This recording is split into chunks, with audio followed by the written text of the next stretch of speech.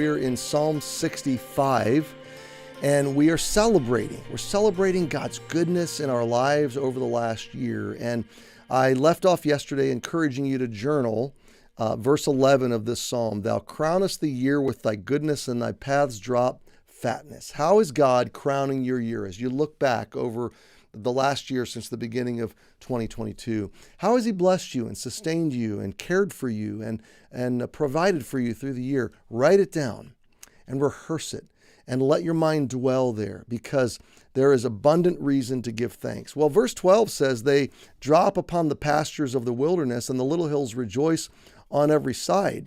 The implication of verse 12 is that even the pastures of barren places are blossoming and growing with harvest, and even little hills that generally do not bring about fruit are fruitful and expressing really in their way the provision and the presence and the blessing of God.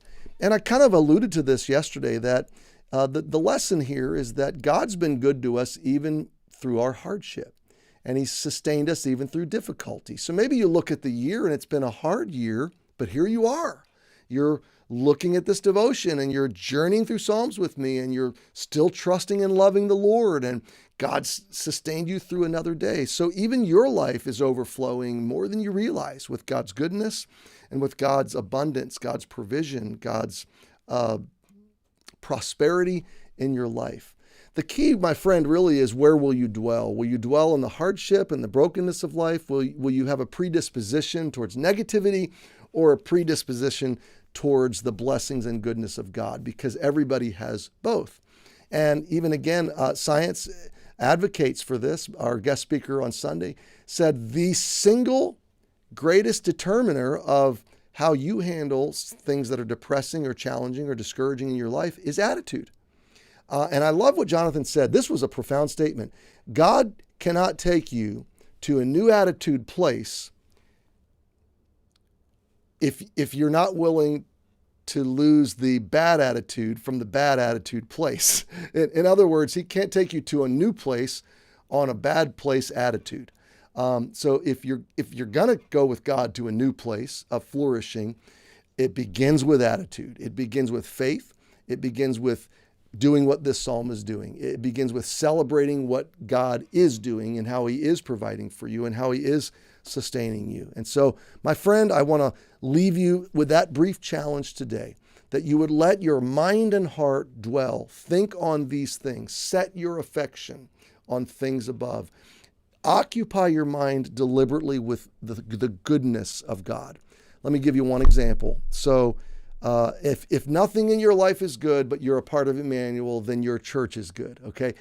God is flourishing with thriving new life at your church. Just this past Sunday, at the invitation time, I shared the gospel. Heads were bowed, eyes were closed. I led people in an opportunity to pray and receive Jesus as Savior.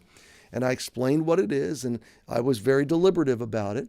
I don't always ask people to raise their hands, but this particular Sunday, I thought, I just feel impressed of the Lord to invite people that just trusted Christ to reflect that by the uplifted hand. And so I said, if you just prayed that prayer and you meant it, I'd like to pray for you. Would you just lift your hand quietly and put it back down? No one's going to point you out. Would you just lift your hand? And all across the room in the first service, 5 or 6 hands immediately went up. Second service, 4 or 5 hands immediately. And they're hard to see. I don't know that I even saw them all, because it's a wide room, and sometimes people just kind of quickly do that. But no doubt that there were sincere hearts. I met one lady in between the services, and she was so happy to have trusted Christ. And she had that Bible and that book, and she was leaving. And I just was overwhelmed with the goodness of God, that somewhere in the neighborhood of 8 or 10 or 12 people trusted Jesus at our church this Sunday. And I don't know that that happens every Sunday, but wow. I'm just saying, God's doing good things around us, and we have to decide whether we're going to dwell in the negative or dwell in the blessing and the goodness. And I really hope you'll be deliberate. I hope you'll be strategic this month about putting your heart and mind on the goodness of God that's surely overflowing in all of our lives. So dwell on these things. Think on these things today. Let God adjust your attitude this November. Happy Wednesday. Hope to see you tonight at groups. And if not, see you tomorrow.